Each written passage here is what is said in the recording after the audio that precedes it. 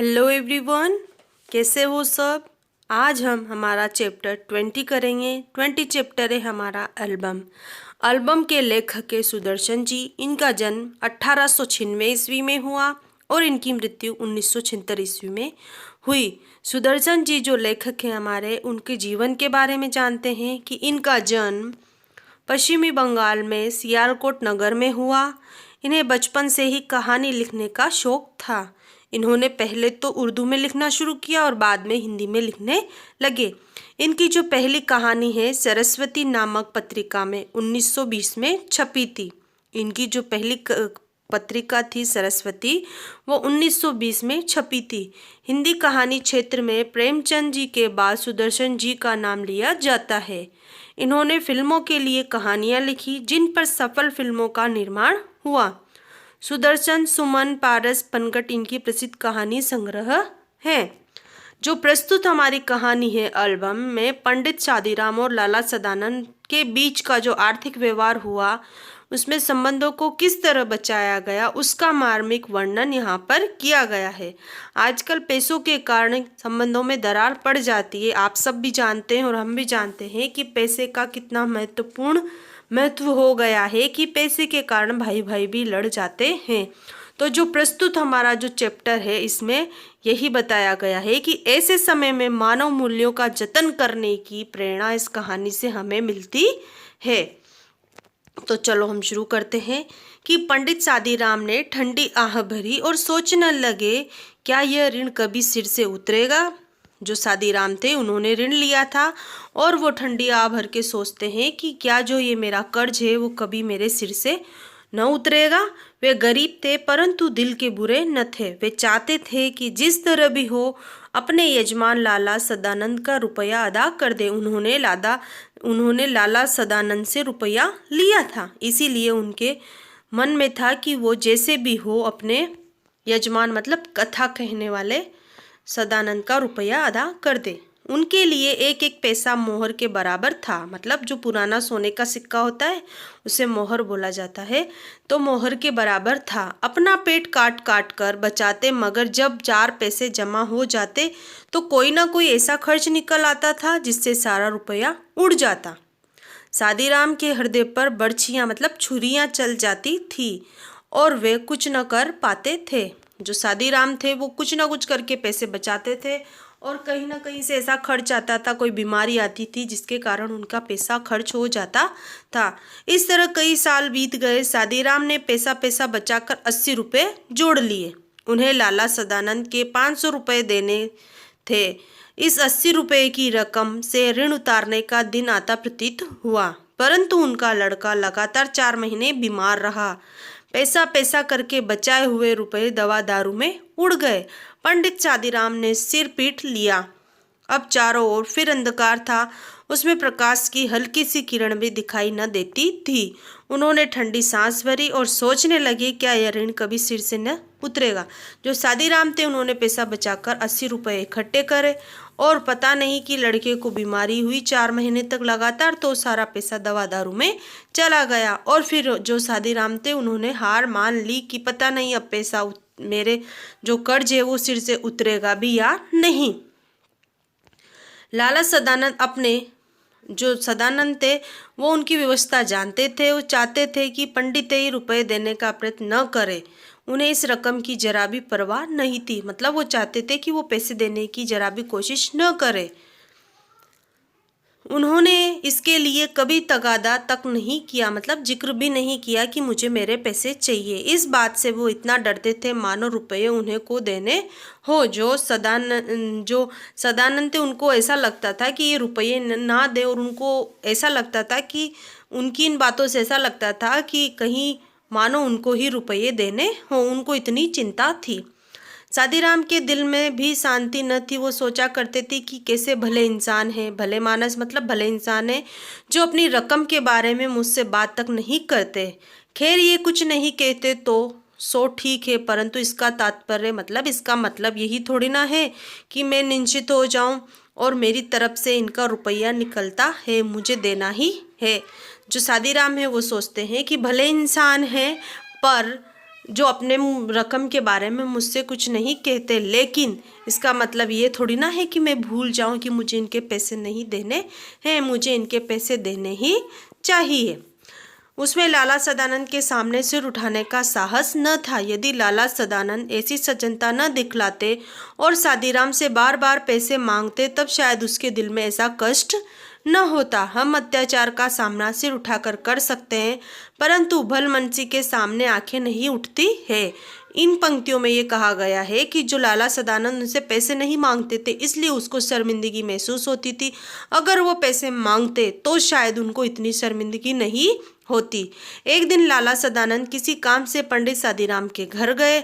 वहां उनकी अलमारी में 100 बंगला हिंदी और अंग्रेजी की मासिक पत्रिकाएं देखकर बोले, ये क्या है पंडितई? पंडित सादीराम ने उत्तर दिया, पुरानी पत्रिकाएं हैं, बड़े भाई को पढ़ने का शौक था, वे ये पत्रिकाएं मंगवाते थे। वे जब जीवित थे तो अब किसी को हाथ न लगाने देते, अब इन्हें कीड़े खा रहे हैं, कोई पूछता भी नहीं। रद्दी में क्यों नहीं बेच देते?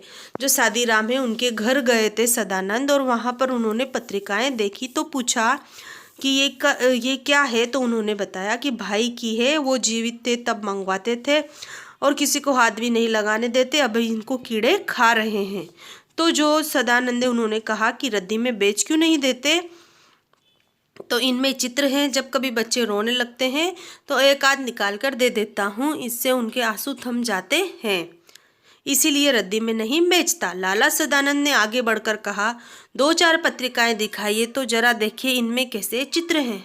पंडित सादीराम ने कुछ पत्रिकाएं दिखाई। हर एक पत्रिका में कई सुंदर और रंगीन चित्र थे। लाला सदानंद कुछ देर तक उलट पुलट कर देखते रहे। सहसा उनके मन में एक विचार उठा।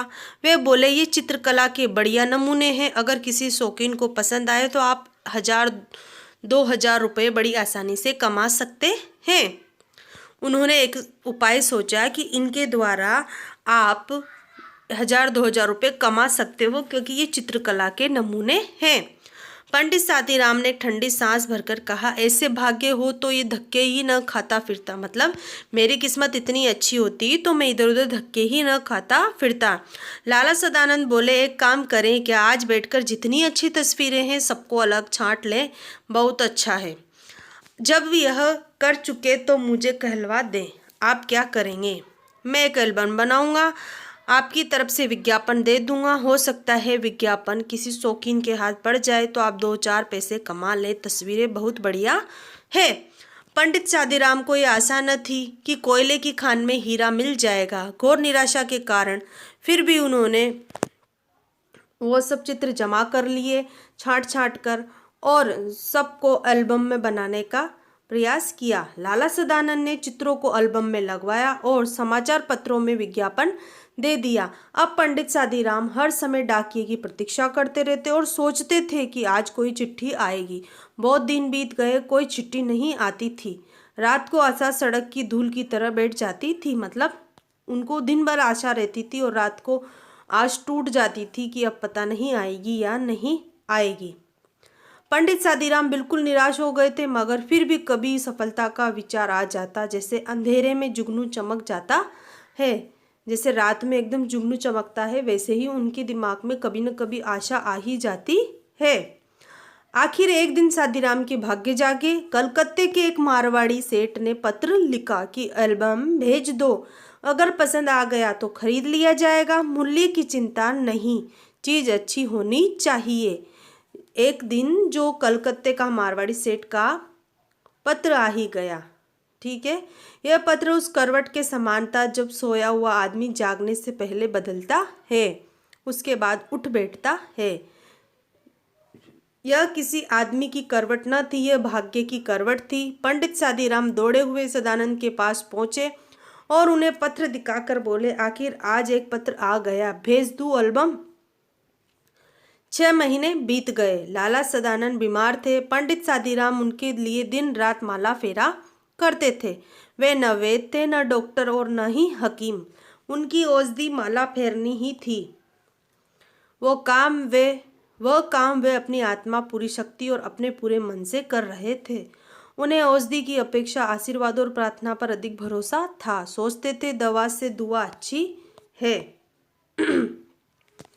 एक दिन लाला सदानंद चारपाई पर लेटे थे। उनके पास उनकी बूढ़ी माँ उनके दुर्बल और पीले मुंह को देख देख कर अपनी आंखों से आंसू अंदर ही अंदर पी रही थी। थोड़ी दूरी पर एक कोने में उनका स्त्री घूंघट निकाले खड़ी थी और देख रही थी। कोई काम ऐसा तो नहीं जो रह गया हो। पास पड़ी चौकी पर पंडित साधीराम बैठे रोगी को भगवत गीता सुना रहे थे। जो सदानंद थे उनको सुना रहे थे। एकाएक लाला सदानंद बेसुध हो गए, मतलब बेहोश हो गए। पंडितई ने गीता छोड़ दी और उनके सिरहाने बैठ गए। स्त्री गर्म दूध लाने के लिए अंदर दौड़ी और माँ घबराकर बेटे को आवाजें देने लगी। इस समय पंडितई को लगा कि रोगी सिरहाने के नीचे कोई चुपती हुई चीज रखी है। पंडितई कौन? जो कि हमारे जिन्होंने कर्ज लिया था वो। तो जो पंडितई है उन्होंने लगा कि कोई चुपती हुई चीज नीचे रखी है। उन्होंने नीचे हाथ डालकर देखा तो उनके आश्चर्य की सीमा न रही। वो सख्त चीज वह एल्बम था जिसे किसी सेठ ने नहीं बल्कि स्वयं लाला सदानंद ने मंगवाया था। जो कलकत्ते का सेठ वो कोई नहीं, कौन था? सदानंद था। क्योंकि जब उनकी आशा न टूटे इसलिए उन्होंने ये कार्य किया। पंडित साधीराम इस विचार से बहुत प्रसन्न थे कि उन्होंने सदानंद का ऋण उतार दिया, मगर ये जानकर उनके हृदय में चोट सी लगी कि ऋण उतरा नहीं अपितु पहले से दुगना हो गया। क्यों? क्योंकि जिससे उन्होंने कर्ज लिया था उसी ने ही उनका कर्ज उतारने का उपाय सोचा। और जब उनको पता चला कि वो एल्बम कोई नहीं सदानंद ने ही मंगवाई है तो उनको लगा कि मेरा कर्ज उतरा नहीं बल्कि दुगना हो गया है। उन्हें बेहोश यजमान के पास बैठे बैठे एक ठंडी सांस भरी और सोचने लगे, यह ऋण मेरे सिर से क्या कभी न उतरेगा? कुछ देर बाद लाला सदानंद को होश आया। उन्होंने पंडितई को एल्बम छीन लिया और धीरे से कहा, यह एल्बम अब मैंने सेठ साहब से मंगवा लिया है। उन्होंने जब पंडितई के पास एल्बम देखा तो कहा कि यह एल्बम मैंने सेठ से मंगवा लिया है। पंडित जी जानते थे कि यजमान झूठ बोल रहे हैं, परंतु उन्हें पहले से अधिक सज्जन, अधिक उपकारी और ऊंचा समझने लगे थे। वे यह न कह सके कि आप झूठ बोल रहे हो। उनमें यह हिम्मत न थी कि वे चुपचाप माला फेरने लगे। उनको जो साधीराम थे उनको ये कहने की हिम्मत नहीं थी कि आप झूठ बोल रहे हो, कि वो सेठ और कोई नहीं आप ही हैं, क्योंकि उनके मन में और भी उनके प्रति अच्छी भावना जागृत हो गई। तो इस तरह से आजकल जो हम कर्ज लेते हैं किस तरह से चुकाना मुश्किल हो जाता है। तो इस कहानी में यही बताया गया है कि मनुष्य में एक दूसरे के प्रति अच्छी भावनाएं, इंसानियत होनी चाहिए, जिससे कि एक दूसरे का साथ दे सके मुसीबत में। तो हमारा ये चैप्टर यहीं समाप्त होता है। अब हम नेक्स्ट क्लास में मिलेंगे। Thank you so much. Have a nice day.